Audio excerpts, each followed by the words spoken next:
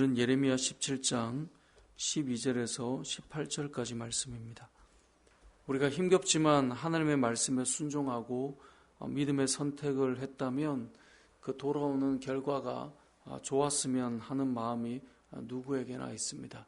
말씀대로 살면 다 이 고난이 지나가고 어려움이 해결될 것이다, 이런 마음이 다 있는데, 반대로 분명히 순종하고 믿음을 선택했는데 돌아오는 결과가 고난이라든지 아니면 상대방의 비난과 조롱을 받는 상황이다, 이렇다면 믿음의 길을 걷는 것이 때로는 참 많이 어렵기도 하고, 나는 말씀대로 한다고 했는데 시험이 찾아온다면 이 믿음의 걸음을 걸을 때 때로는 우리가 휘청하기도 하고 할 것입니다. 순종했다면 당연히 좋은 결과가 있어야지 라고 하는 그런 마음을 다 가지고 있는데요, 오늘 본문에 등장하는 예레미야 선지자는 하나님의 말씀을 받고 그 말씀을 선포했지만 그 말씀을 순종하며 선포했던 그 결과가 비난을 받고 조롱을 받고 또 수치를 당하는 그런 일들이 찾아오고, 그래서 그것이 참 힘들었던 그런 마음이 예레미야의 모습입니다. 앞서 말한 것처럼 말씀대로 사는데 힘겨움이 오고 또 어려움이 오는 거죠. 또 비난과 조롱도 받는 거죠. 그래서 예레미야는 이제 추후에도 나오지만 도저히 이거 말씀 전하는 사용 못하겠다, 이런 마음이 들었던 사람이 예레미야거든요.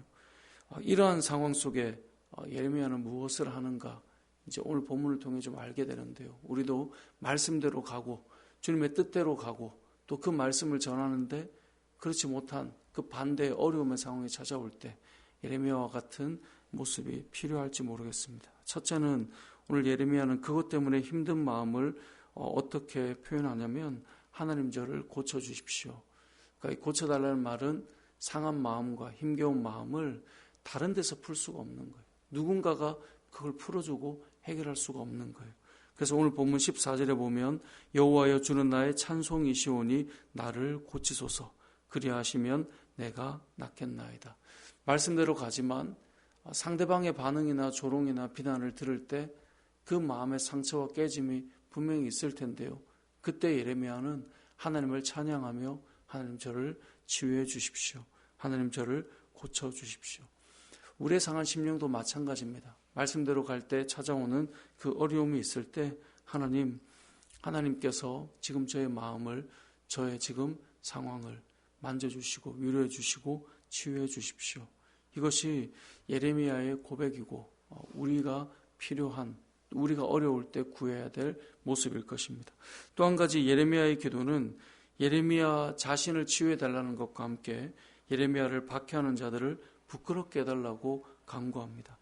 오늘 본문 18절 말씀을 보면 나를 박해하는 자로 치욕을 당하게 하시고 나로 치욕을 당하게 마옵소서. 나를 박해하는 자들이 부끄러움 당하게 해달라는 거예요. 내가 아니고. 그러니까 나를 부끄럽게 만든 저들이 돌아보니 그들이 오히려 부끄러워지는 일이 일어나게 해달라고 구하고 있는 거예요.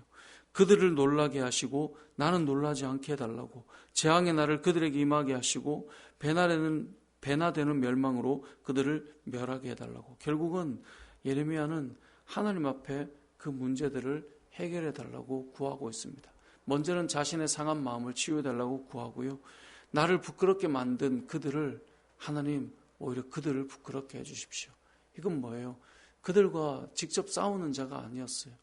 우리는 신앙생활을 하다 보면 간혹 어떤 사람들과 싸우고 다툴 때가 있는데 그게 아니라 하나님 앞에 구하고 내가 부끄럼 당하지 않게 해달라고 구하고, 오히려 돌아보니 그들이 부끄럼 당하게 해달라고 이렇게 간구하고 있는 것이죠. 그의 마음이 얼마나 힘들면 이렇게 기도하겠습니까? 우리는 흔히 야 그래도 어떻게 이런 기도를 하냐 라고 말할지 모르나 예레미야가 받은 수치와 부끄러움과 그 상함과 아픈 마음을 그는 하나님 앞에 구하고 있는 것입니다. 나를 부끄럽게 만들었지만 하나님 시간이 흘러보니 그들이 부끄럽게 해주십시오. 제가 믿음 지키고 갈 때 지금 당장 저들이 나를 조롱하는 것 같지만 돌아보니 나중에 시간이 흘러보니 저들이 부끄러움을 당하게 해주십시오.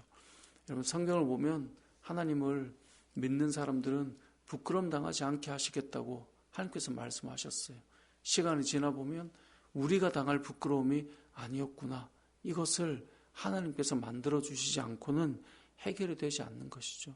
그래서 오늘 말씀처럼 우리는 그렇게 기도했으면 좋겠습니다. 하나님, 우리가 부끄럼 당하지 않게 해주십시오. 신앙생활 하면서 분명히 주의 말씀대로 가고 주의 뜻대로 서 있는데도 오는 비난이나 조롱이나 그런 시간들이 혹 온다 할지라도 하나님, 시간이 흘러 이 부끄러움이 나의 부끄러움이 아니라 저들의 부끄러움이 되게 하시고 부끄러움 당하지 않는 믿음의 삶이 되게 해주십시오. 예레미야의 기도가 우리의 기도가 되었으면 좋겠는데요. 말씀을 정리해 보겠습니다. 우리가 믿음으로 살고 주의 뜻을 따라 살고 그 말씀을 전하는데도 고난이 올 때가 있습니다. 그건 예레미야가 그러했습니다. 그러한 때에 우리의 치유자가 되시는 분은 하나님이시기에 하나님, 제 마음을 치유해 주십시오. 우리가 그렇게 구해야 될 것이고요.